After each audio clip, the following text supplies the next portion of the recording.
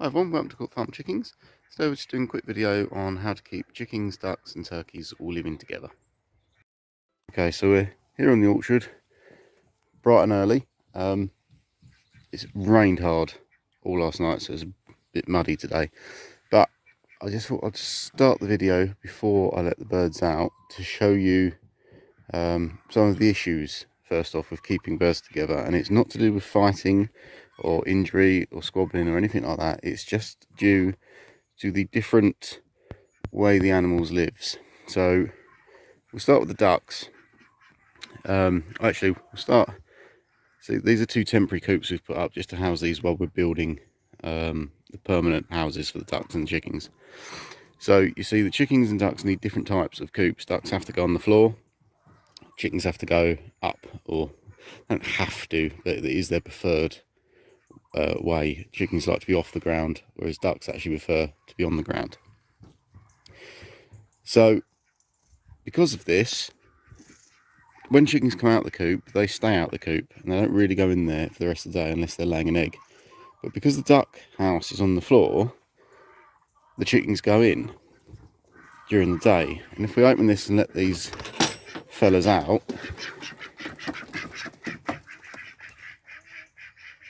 you'll see their nice lovely bed is actually all over the floor.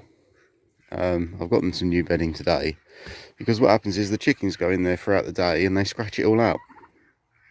So you're constantly providing the ducks new bedding when they themselves actually hasn't done anything to it. It's the chickens go in and scratch it all out onto the floor into the mud. Conversely, however, the ducks destroy the chickens' water. I'll show you on this one. What ducks do is they filter feed. So all around their water sources, this was brand new water yesterday, they dig with their beaks, if you can see that. Lots of beak shaped holes. They fill their beaks with mud. They then put the beak into the water, filter the mud out and eat any insects that were in that mud. Ducks love doing this. It's their favourite game. And they will do it to any water source they can find. So this disgrace of a water pot, which was lovely and clean yesterday and would generally last a flock of chickens a couple of days, it's a 6 litre one, they've annihilated in probably half an hour, and it's empty. So you do have to watch when you think, oh, my chickens have got lots of water. Even a couple of ducks, they'll take it all. We've got a separate water one here.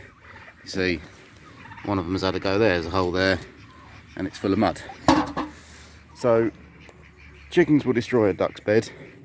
Ducks will destroy the chicken's water.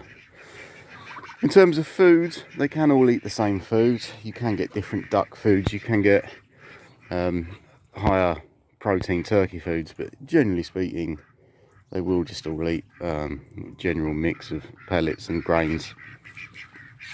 Turkeys seem to get along with everyone. However, they are big, powerful birds.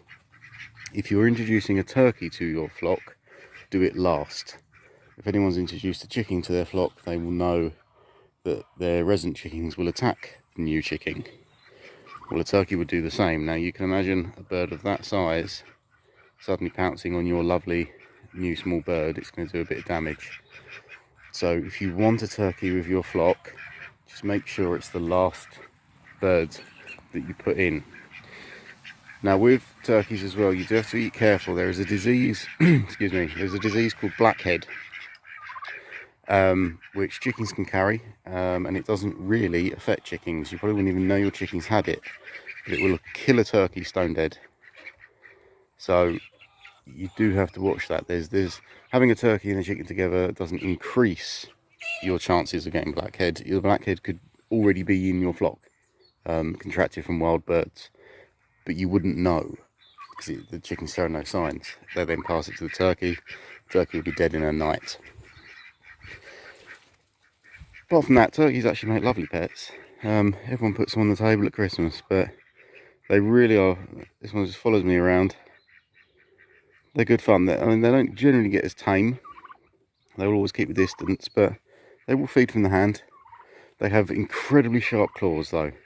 so it's not advisable to pick them up. They will kick you and destroy your clothes, and they can scratch quite badly. But generally speaking, they're good fun. They seem to pack up with the ducks more than the chickens. You'd think they'd sort of follow the chickens around. They don't seem to. They actually seem to prefer the company of ducks, especially something like a Peking duck, which is a much bigger bird, or a goose. The turkeys will rock around with them more than they would the chickens. So let's let the girls out.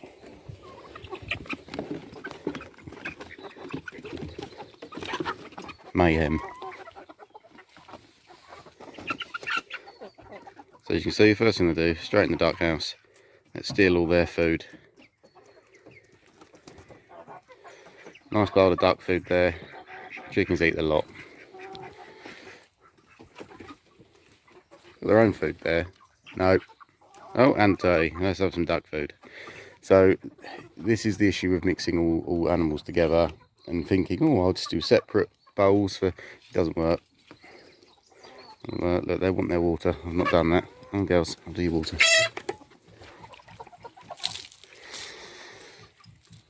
But generally speaking, a duck will not attack or harm a chicken. The only thing you have to be careful of is male. Now these are male ducks. Now male ducks will mate a hen, and if they do that, they can actually kill the hen. Their genitalia is very different and it is not compatible. So if they do mate a hen, the hen will be quite badly injured. These are very juvenile ducks, and we are building another pen right next door. They will be moved soon, but they're not actually mating, so at the moment it's safe, but it is something to really bear in mind. That would not be a very good outcome.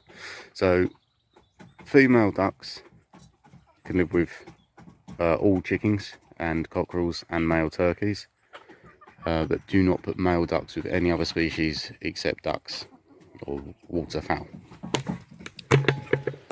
Apart from that, as long as you have enough space, they will all live in a happy little community. Now this goes for guinea fowl as well. Now obviously guinea fowl will fly away, that's why I don't have them in here. They're in a different enclosure, because they would love this orchard, but they would be straight over that fence and they would be gone. But if you do have the space for guinea fowl, they also live very happily with all forms of other poultry, and they will also live with quail and pheasants. Chickens don't like quail. I've never tried a chicken with a pheasant. I'd imagine it would probably be the same outcome, but I'm not sure what it is. But chickens just really do not like quail, so I would never mix them again. Some people may well have had success. It may be down to particular chickens, particular temperaments, but in my experience, we tried for several months integrating different quails, different chickens. None of them would have it. No, it wasn't fair on the quails. But your main poultry, your most popular, your chickens, your ducks, turkeys, geese as well. Geese will live quite happily with other poultry. Again, if there's enough space, geese like their own room. As long as they've got their own room to move around, they'll be fine. So yeah, that really is it really. I now need to get these guys some fresh water, make sure their food's topped up, and give them some new bedding that the chickens will no doubt instantly destroy. We'll top it up again tonight. So yeah, so thanks for watching, and we'll see you on the next one.